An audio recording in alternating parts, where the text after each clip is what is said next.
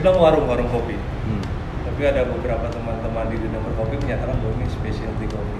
Makanya saya tetap mendefinisikan bahwa sini adalah warung kopi Surabaya yang mencoba membuat kopi dengan cara yang benar. Tidak enak, tapi dengan cara yang benar. Kita harus sporting terus kan. Di sini kita nggak punya yang semacam goceng, bukan seperti yang udah dilakukan. Enggak, kita memang nggak pakai itu karena kita mau tuh personal gitu. Jadi kopi itu terdeliver secara personal.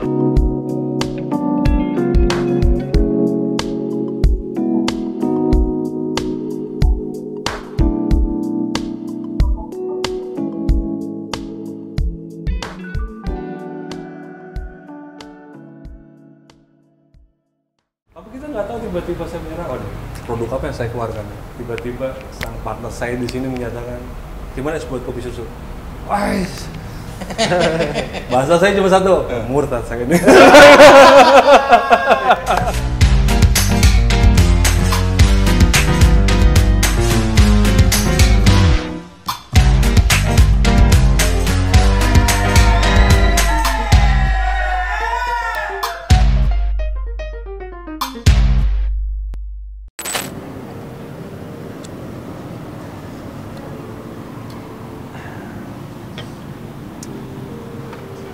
Kalau ngomong kopi memang beragam ya, penikmatnya ada macam-macam. Kemudian yang menyajikan juga macam-macam. Sampai bahkan kadang dibuat kata-kata cinta-cintaan. Katanya hidup kayak pahitnya kopi, meskipun pahit tapi diminum terus. Katanya yang belum mengalami banyak. Nah ini hari ini kita lagi di salah satu kafe kopi gitulah, punya salah satu teman. Jadi ya kita pengen ngobrol-ngobrol banyak ya terkait kopi, mungkin terkait bisnis sekarang di masa PPKM gini gimana. Yuk kita masuk yuk. Ayah Ferdi udah di dalam soalnya. Let's go.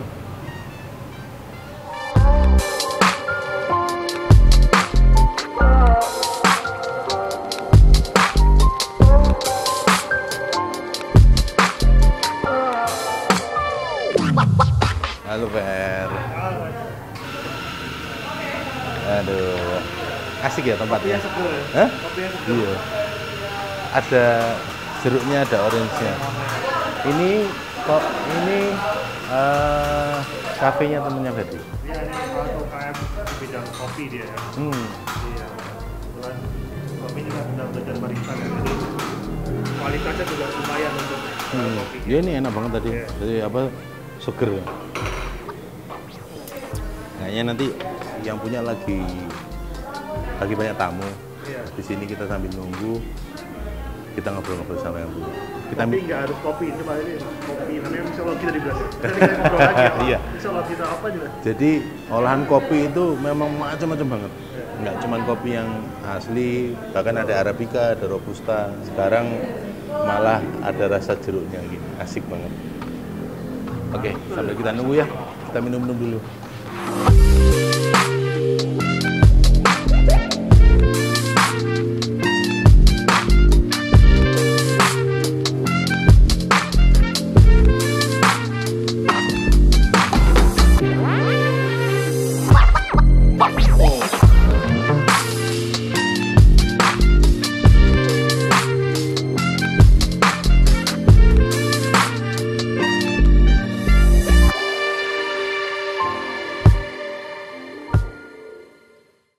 Oke, sekarang kita sudah sama.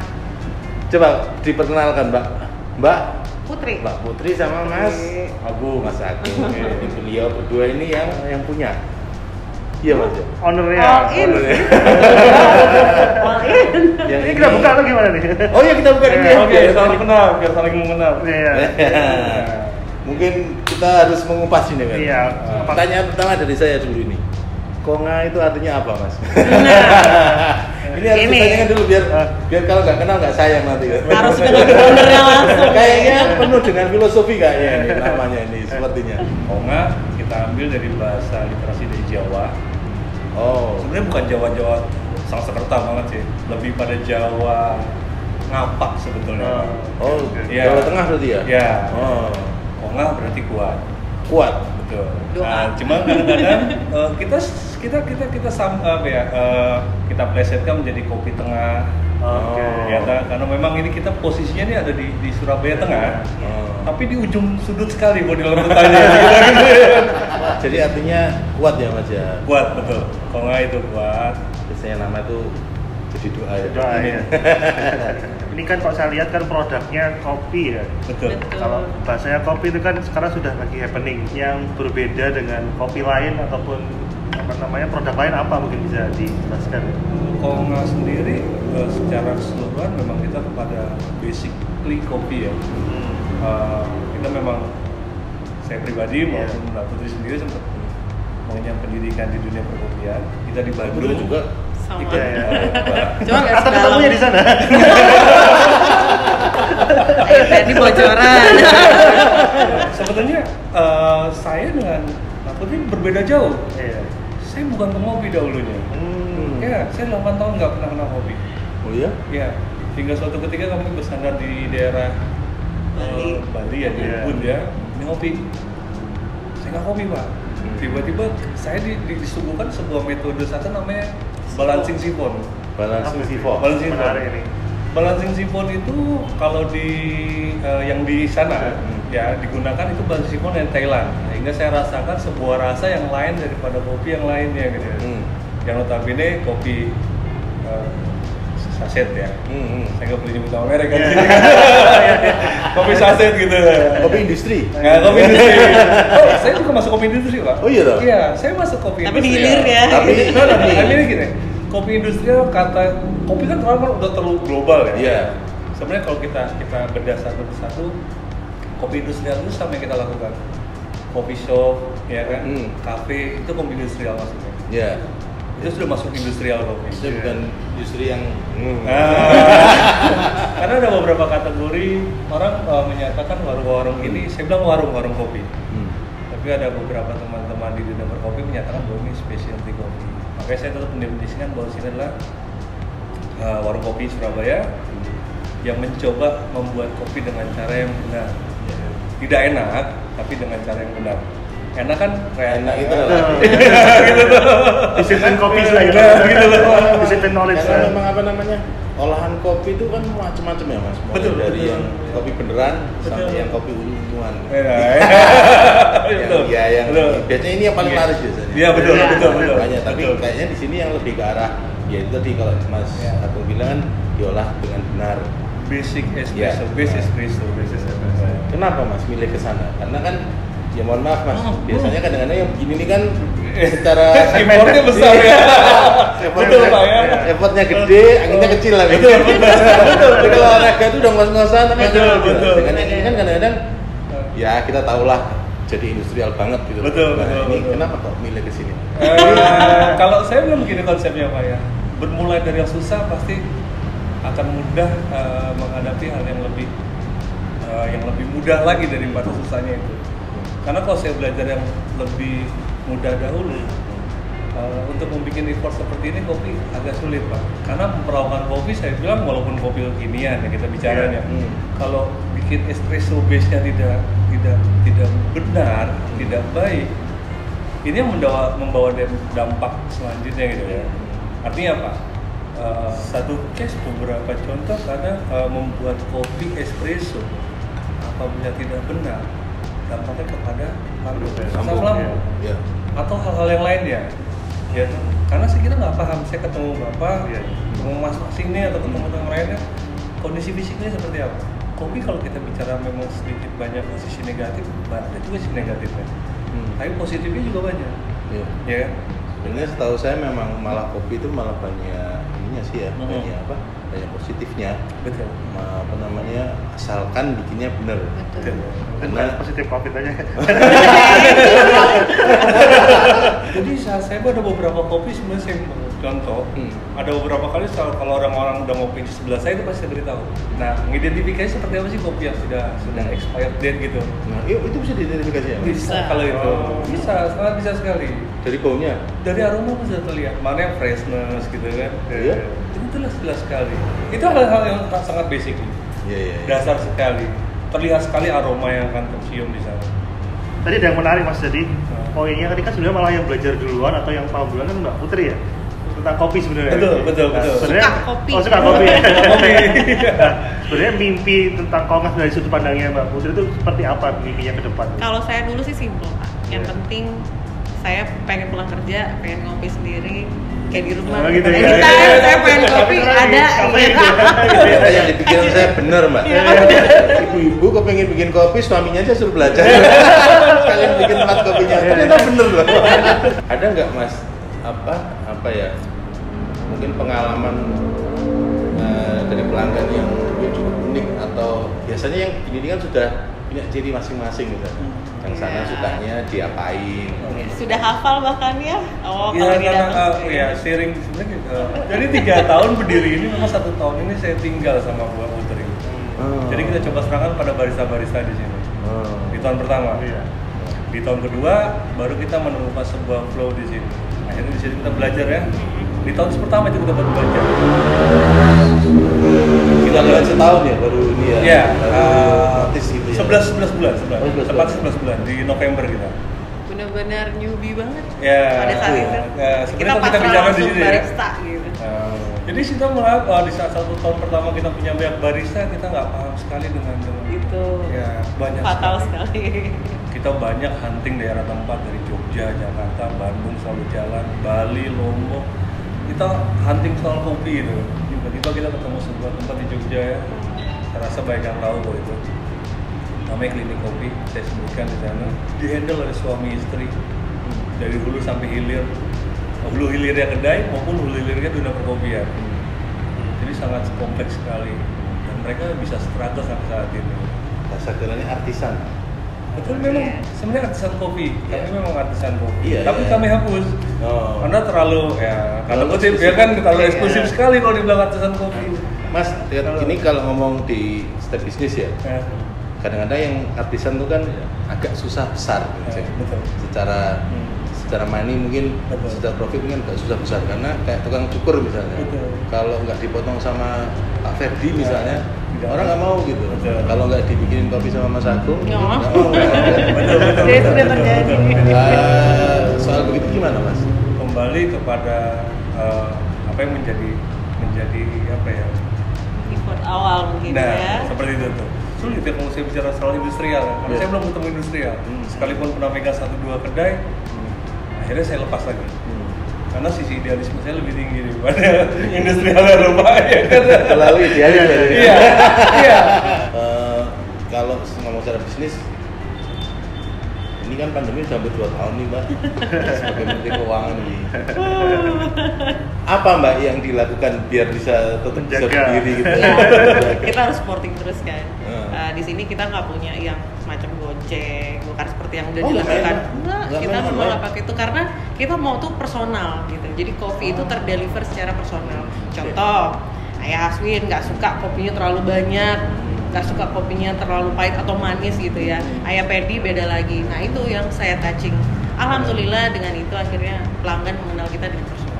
Sehingga suatu ketika orang datang sini memang tujuannya cuma satu, yaitu Bang. Aku mau ke Ponga, ketemu Pak Agung, kopi disediain Pak Agung. Atau mereka mau ketemu hospitalnya atau mau ceritanya dengan saya. Kalau udah bicara soal masalah kopi, ya seperti laki-laki yang lain, bapak-bapak yang lain lah. Sudah kalau udah bicara hobi kita sampai pagi lah. Tapi sebelum itu saya ingin tahu, kan saya orang yang nggak begitu paham kopi ya. Baik. Kira-kira literasi sederhana tentang kopi itu seperti apa? Mungkin bisa sharing buat orang yang lihat juga apa? Yang terpenting kopi yang bagus seperti apa, yang sehat seperti apa, atau poin apa mungkin yang bisa sharing dari selama ini di industri ataupun di apa? Mungkin dari Industri kopi. jenisnya, dari situ ngolahnya itu gimana sih yang Semua kopi, gini, kopi adalah sebuah buah yang diolah menjadi digoreng ya. Cuma sama dengan hal makanan yang lain, apabila tidak digunakan tempat yang baik, penyimpanan tidak baik, itu akan timbul tidak baik. Ada juga ada beberapa basic. Kenapa saya ngambil basic barista? Memang dibelajarkan bagaimana mencari kopi yang balance. Preferensi orang masing-masing beda-beda loh Pak. Itu lebih ke selera orang Ya, masing-masing. selera masing-masing beda. Mungkin kalau Bapak lebih suka terbiasa dengan kopi, saya pasti mencari di warung kopi itu yang lebih nyaman. Tadi contoh ada beberapa teman wanita pun saya coba kasih rister itu pun mereka bilang ya ini nyaman sekali deh. Tidak sepahit hidupku katanya. Iya. Kalau itu curhat ya. Iya, karena ada sebuah komposisi kopi antara orang pahamnya kan espresso mungkin Bapak ya. Mungkin belum paham namanya lungo atau rister itu gitu kan. Rister itu lebih intens manisnya. Dia lebih smoothing, dia lebih clean karena dia gitu. Saya kebetulan kan nggak begitu suka kopi ya, tapi karena punya pengalaman dua yang agak kurang baik, kembung sama pusing. Nah itu gara-gara apa ya? Nah makanya saya nggak bisa menjudge ya kan di mana posisi kesalahannya ini, atau kalau bisik bapaknya gitu kan, emang langsung nolak langsung, atau memang karena dari kopinya, mungkin ada emah lambung gitu, itu berpengaruh sekali gitu. Orang bilang bangun tidur langsung ngopi gitu. Padahal setiap kopi itu ada timingnya, 9-12, 4-6 itu golden time kopi ya. Nanti selainnya kita buat. Kita langsung ke ini aja kalau boleh Mas. Monggo, siap, silakan. Oke, yuk sambil ngobrol yuk. Ya, saya gunakan SOP di sini. Ya.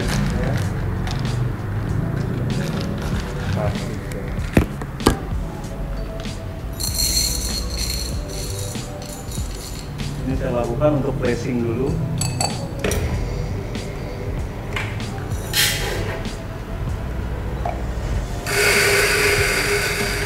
Tadi kita sempat bicara soal masalah ini ya. Iya. Freshness ya. Ini freshnessnya kopi. Monggo. Oke, hancur gitu ya. Nah, Bapak aroma tuh. Nah. Oke, silakan ke rumah lagi. Ini beans yang masih fresh. Gitu, Bang. Ampun. Lebih light ya. Kalau sudah di grade di sini lebih light ya. Iya. Nah, definisi kopi yang tidak fresh jauh aja, Pak. Jauh aja. Oh iya, agak setengah gitu ya. Teknik penyeduhannya ya dia. Ya. Fungsi dari kertas ini pun ada. Kenapa dia sebenarnya ada lubang-lubang ini? Ini lubang-lubang untuk mengeluarkan CO2 juga. Jadi saya belum mendapat poin apa bedanya Talita 560 sama apa? Ya, alatnya yang beda. Teknik penyeduhannya akan sama, menggunakan sistem pouring juga. Iya. Nah, bersentuh seperti ini. Cuma dia perbedaannya itu dia ada hole ya, lubang yang berbeda. Jadi sistem output dari driver ini berbeda-beda. Dampak hasilnya apa bedanya antara 3 lubang terus sama? Lebih sweet, lebih clean. Ya. Nah, ini proses kalita di sini. Saya lihat begini, nanti saya buatkan foto 60-nya. Nah, dalam proses teknik di sini kan ada namanya water flow, Pak. Ini jangan sampai terbuang banyak gitu. Kita mesti mengatur antara jumlah berat ekstraksi dengan timing. Mohon izin, saya coba Ini dulu. pengalaman dari kopi Indonesia itu apa yang khas ya? Dibandingkan mungkin pengalaman Rich flavor. Oh, rasanya banyak ya? Rasa yang banyak. Ini balance sekali jatuhnya. Sweetnya tidak terlalu tinggi, acidity tidak terlalu tinggi, bitternya juga. Ini jatuh ketemu akan balance. Arabica dari apa? Arabica punya ini Garut Kasuga. Oh, Garut Kasuga. Dari Garut. Jadi kasih dulu. Jatuhnya balance saya di sini. Ya. Nggak terlalu asam, tidak terlalu manis, tidak terlalu pahit. Tidak ada pahit di sini. Di pangkalnya ada pahit? Enggak. Tidak ada. Acidity juga tipis.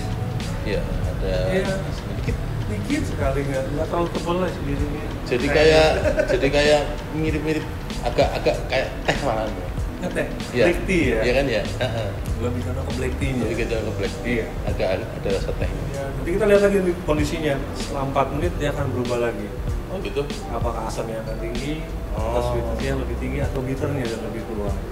Nah ini termasuk kayaknya nih ya, feelingku ini ya. Kayaknya meja ini juga meja khusus nih terkait sama spesialitinya Mas Agung nih kayaknya. Itu enggak specialty Pak, enggak. Ini saya bilang meja diskusi. Lah iya itu tadi. Ruang diskusi saya yang lebih intens. Nggak mungkin saya ke depan sana gitu kan. Sampai di sini banyak perlengkapan saya. Gelas kopi, beans yang kita lakukan di sini. So simple biasanya kalau saya tinggal ngambil ini bean kopi saya percobaan. Kalau mau ngopi kita cupping di sini banyak. Jadi teman-teman nih ya, kalau ke Konga pilih meja di sini. Jangan berebut tapi ya. Kalau kosong milih di sini satu. Yang satu, view-nya kita bisa lihat Mas Agung lagi beraksi. Apa namanya ya. Terus yang kedua, kalau pas videonya lagi sudah mulai longgar, ini bisa ngobrol sampai pagi mungkin malah ini. Bisa terjadi. Bisa terjadi. Karena kayaknya loh kan ada kursi di sini. Harusnya saya udah kalau saya begini pasti Kalau jalan udah begini, ini bisa sampai nggak tahu ini bisa sampai nggak pulang bisa. Sampai karena orang rumah nyari saya. Karena sebenarnya karena salah satu asiknya kedai kopi model begini ya ini nih apa namanya ngobrolnya. Kadang-kadang kita nggak cuma ngobrol soal kopi ya Mas ya. Betul. Oke, last question Mas. Sebelum kita closing ini, kalau ngomong kopi kita off air aja nanti. Ini kira-kira Mas, 5 tahun ke depan Kongah mau dibawa seperti apa Mas? Semua mimpi pasti ada kan. Iya. Mimpi besar. Punya cabang. Banyak dan tempatnya besar gitu. Semua ini.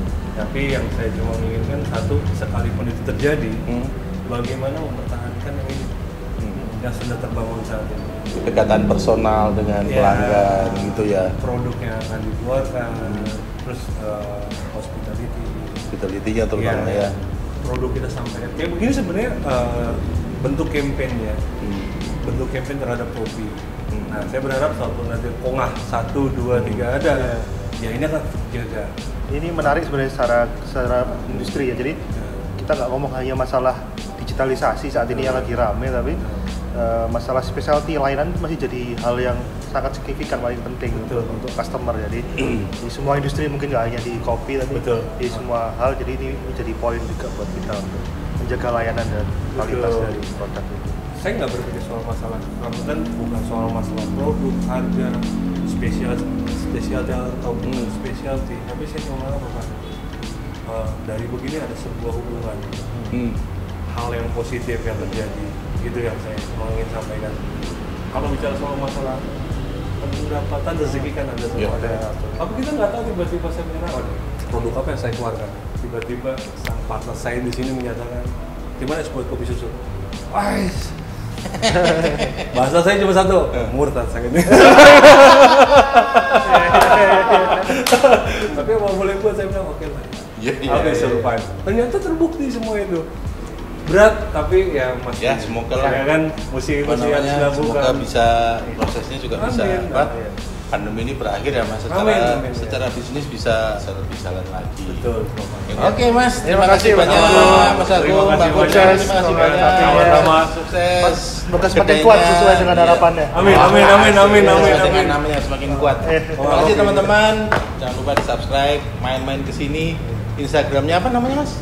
Kongah Coffee. Jadi nanti bisa dicek di Instagramnya aja, alamatnya di mana. Infonya sih katanya mau geser dari sini, jadi mungkin dipantau aja di Instagramnya. Tapi kalau pindah, ini mejanya tolong jangan dihilangkan. Siap. Ini soalnya ini jadi tempat yang kayaknya tetap akan ada ruang, Pak. Oke, bisa ngobrol gitu. Kalau perlu dicas kalau duduk sini. Oke, teman-teman banyak. Kita pamit dulu. Assalamualaikum warahmatullahi wabarakatuh. Waalaikumsalam warahmatullahi wabarakatuh.